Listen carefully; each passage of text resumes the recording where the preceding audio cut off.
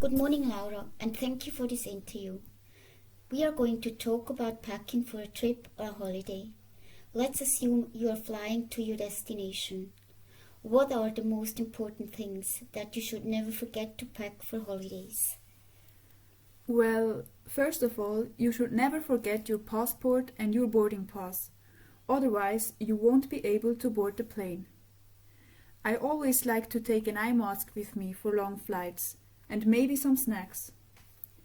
You should also have something to do with you in case it gets boring.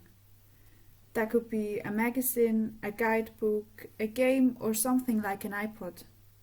On top of that, I would recommend packing some deodorant and a toothbrush and miniature tube of toothpaste for long flights. How about the form that you have to complete when you are not yet 18 years old? I remember having to do this with my godchild. Could you tell my learners about this form, please? It is very important to check if the country you're visiting wants you to bring a so-called guardian's consent. This is a form that shows the airport staff that you are allowed to travel alone or with someone other than your parents. With this authorization, they want to make sure that you're not running away or that you don't get kidnapped and stuff like that. Where can you get this form? You can find it on the internet. Just search for travel authorization for underage children. Fine, so far so good. Now let's talk about the luggage. Let's say you are going on your beach holiday. What would you put in your bags? Well, for a beach holiday, you mustn't forget to pack your bathing suit. What should not be forgotten either are the following essentials: a sun hat, sunglasses, sun cream, and clothes for a warm climate.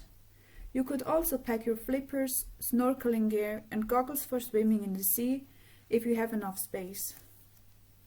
That's a good idea. Now, let's assume you are going on a ski holiday.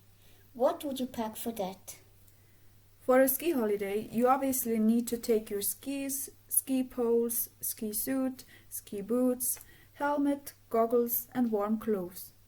Of course, you can rent all that at the ski resort without any hassle.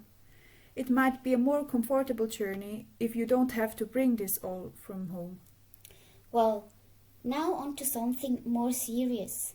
How about packing medicine, and if so, what do you think should be in a first aid kit?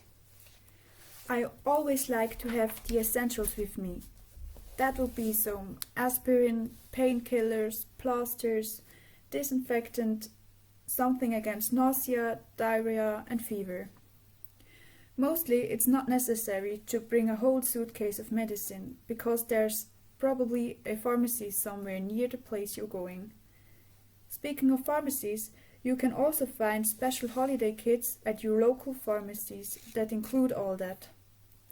However, if you travel to countries with malaria and other tropical diseases, it's very important to speak to a doctor in tropical medicine before you go. They can provide you with the right medication or vaccines.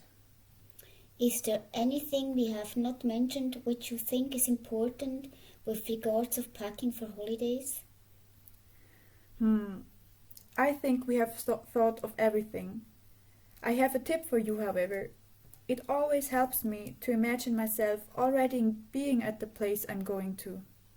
For example, I think about myself lying on the beach, and then it prompts me to remember every possible thing I might need to be totally comfortable there. Thank you very much, Laura, for all your precious pieces of advice and information. Have you ever forgotten anything, and what did you do? Oh yes, I once forgot my sunglasses for a beach holiday in Italy. But it was no problem because I could easily buy some nice new ones in a small shop near the beach. Thank you very much for this interview. You're welcome. I hope this helps you not to forget anything for your next holiday.